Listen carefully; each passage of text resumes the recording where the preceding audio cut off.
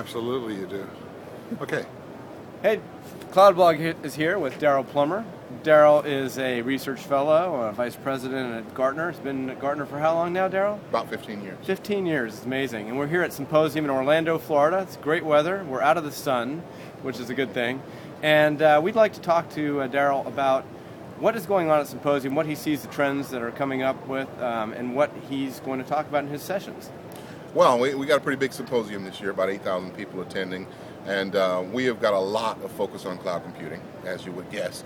A lot of sessions on cloud computing. In fact, today I did the cloud scenario with David Mitchell-Smith, where we went in the risks and benefits of cloud computing.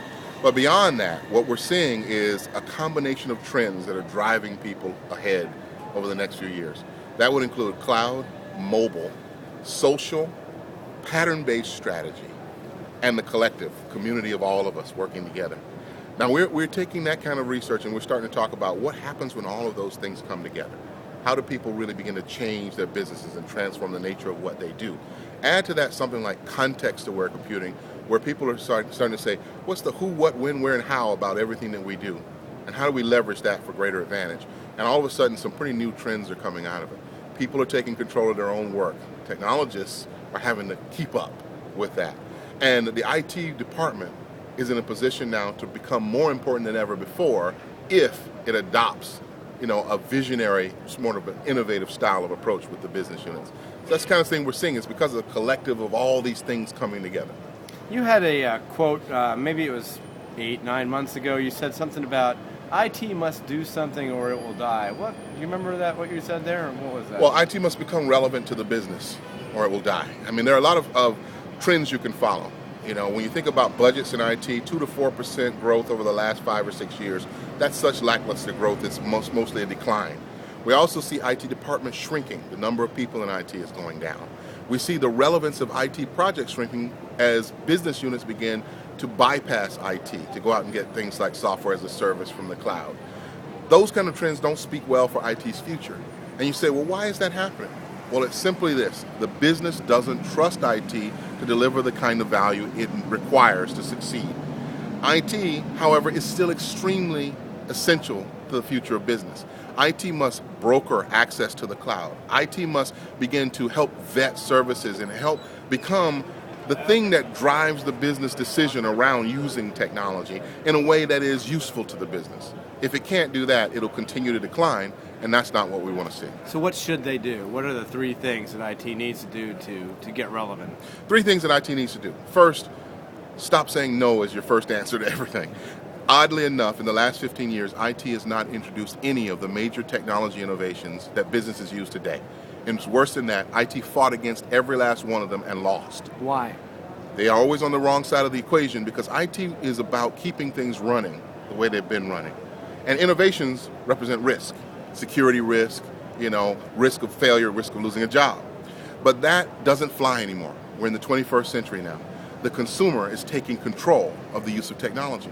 People are deciding they'll use their own phone, they're deciding they're going to use instant messaging, they're deciding they're going to use the internet and the web in ways that IT did not sanction initially.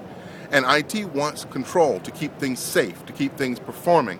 But the reality is we're in the 21st century now, and we have to actually start thinking about how to use technology differently.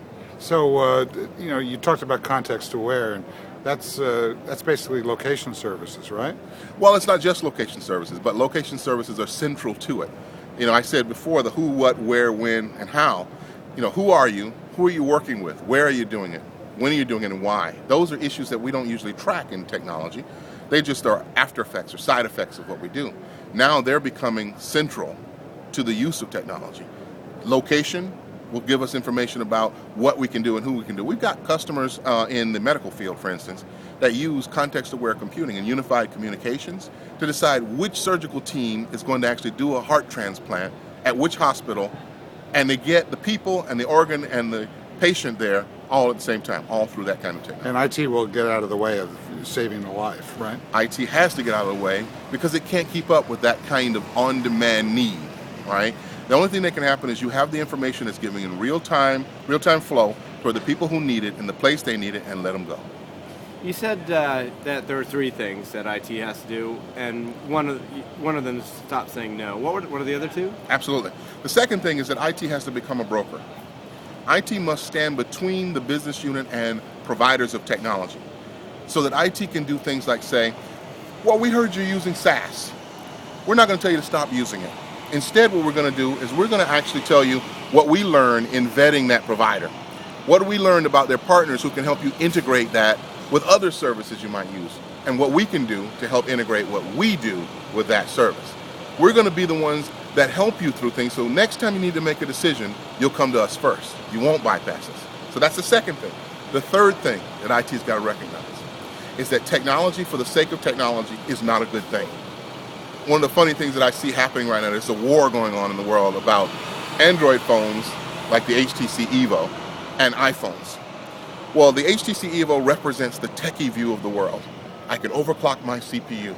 The iPhone represents the rest of the world's view. I just want to get something done. Now, whether you like one or both of those devices doesn't matter. But what does matter is that IT, the department in our organizations, has to become an enabler of things getting done, not just an enabler of technology features. And if you can start thinking less about the technology and more about what people get out of using it, you're going to be better positioned to serve the business need. That's what it's got to do. And you can apply revenue to getting things done, right? Absolutely. You're in business as IT to get solutions provided to the business, not to get technology provided to the business. When you can do that, you can get out of the way, you can deliver more value, and yet position yourself better so that they come to you the next time instead of going around you. That's great.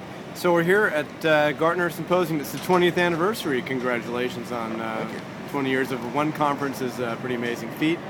And we're here with Daryl Plummer.